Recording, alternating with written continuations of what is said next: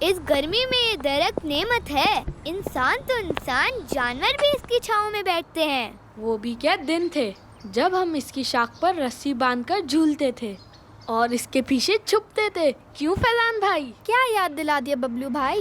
اس درخت سے تو ہمارے بچپن کی حسین یادیں وابستہ ہے. ویسے صبح صبح جب اس درخت سے پرندوں کے چہچہانے کی آواز آتی ہے تو اس کی تو بات ہی کچھ اور ہوتی ہے. السلام علیکم ورحمۃ اللہ وبرکاتہ. وعلیکم السلام ورحمۃ اللہ وبرکاتہ. سید بھائی، میں بھی جھنڈے لگاؤں گا، جھنڈیاں بھی لگاؤں گا اور پیارا سا بیج بھی لگاؤں گا اور سچا پاکستانی بن کر دکھاؤں گا. مگر ببلو بھائی، زیادہ اہم یہ ہے کہ ہم پاکستان کو سنوارنے میں اپنا کردار ادا کریں. کیوں نہیں اسید بھائی، پاکستان تو ہماری جان ہے.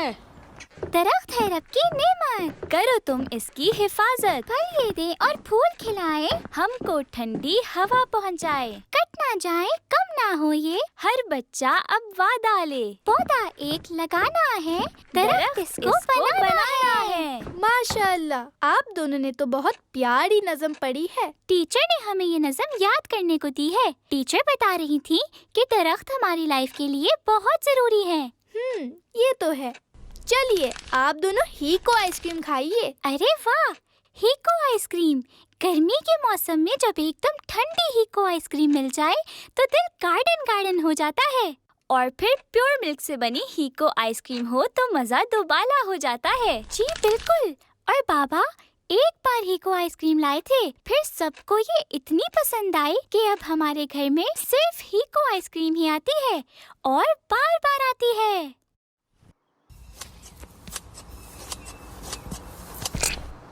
اوہو، میرے کپڑے خراب کر دیے. ان پرندوں کو بھی کوئی تمیز نہیں ہوتی. یہ پرندے مجھے ایسے کام کرنے نہیں دیں گے. ارے بابو انکل، خیریت تو ہے نا سب؟ ان پرندوں کی وجہ سے میں بہت تنگ ہوں. سمجھ نہیں آتا ان کا کیا کروں. سمپل سا سولوشن ہے، کسی درخت کاٹنے والے کو بلائیں اور اسے کٹوا دیں. اور ویسے بھی آپ کا یہ درخت کافی بڑا ہے، اس کی لکڑی کو بیچیں گے تو آپ کو اچھے پیسے بھی مل جائیں گے. ارے ناصر صاحب، آپ نے تو بہت ہی کمال کا مشورہ دیا ہے. اس طرح مسئلہ بھی حل ہو جائے گا اور جیب میں پیسے بھی آ جائیں گے. فرمان بیٹا، ادھر آنا ذرا. جی بابو انکل، آیا. ویسے اس کام کے لیے اشفاق صاحب صحیح رہیں گے؟ میں ابھی ان سے رابطہ کرتا ہوں. بہت شکریہ ناصر بھائی. بیٹا اشفاق صاحب کا نمبر ملانا ذرا. خیریت تو ہے بابو انکل؟ اشفاق صاحب کی کیا ضرورت پڑ گئی؟ ہاں بیٹا، یہ درخت کٹوانا ہے ان سے. ویسے اچھا بلا درخت ہے، آپ کیوں کٹوا رہے ہیں اسے؟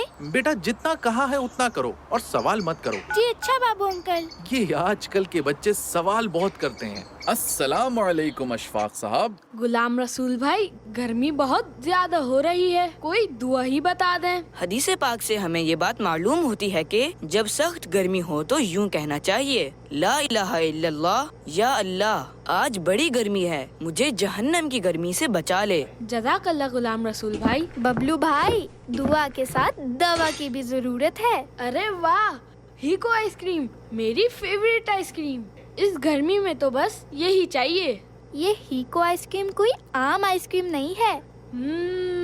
فیضان بھائی، آپ نے تو ساری گرمی بھگا دی، جزاک اللہ خیرہ. ویسے ببلو بھائی، گرمی تو واقعی بہت ہو رہی ہے، بلکہ اب تو ہر سال گرمی بڑھتے ہی جا رہی ہے. ویسے اس کی کیا وجہ ہے اسید بھائی؟ اس کی ایک بڑی وجہ درختوں کی کٹائی ہے. درخت اپنے پتوں اور شاخوں سے سورج کی تیز شعاؤں کو روک لیتے ہیں، جس سے گرمی کم محسوس ہوتی ہے اور ان کی چھاؤں زمین کو ٹھنڈا رکھتی ہے. تو اگر ہم گرمی میں کمی لانا چاہتے ہیں تو ہمیں ٹری پلانٹیشن کیمپین چلانی ہوگی اور درختوں کی کٹائی کو بھی روکنا ہوگا.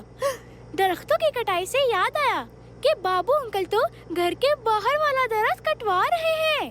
ارے نہیں فرمان بھائی، یہ آپ کیا کہہ رہے ہیں؟ اور بابو انکل کو سمجھانا بھی کوئی آسان کام نہیں ہے. اب کیا کریں ہم؟ میرا مشورہ تو یہی ہے کہ ہم سب مل کر شجرکاری کی کیمپین چلاتے ہیں اور لوگوں کو درختوں کی اہمیت بتاتے ہیں. اللہ پاک نے چاہا تو بابو انکل کو بھی سمجھ آ جائے گی. آپ کی کیا رائے ہے غلام رسول بھائی؟ آپ کا مشورہ بہت اچھا ہے. ویسے بھی انڈیپینڈنس ڈے آ رہا ہے تو اس بار 14 اگست پہ ہمیں سیلیبریشن کے ساتھ ساتھ شجرکاری مہم بھی چلانی چاہیے تاکہ ہمارا پیارا ملک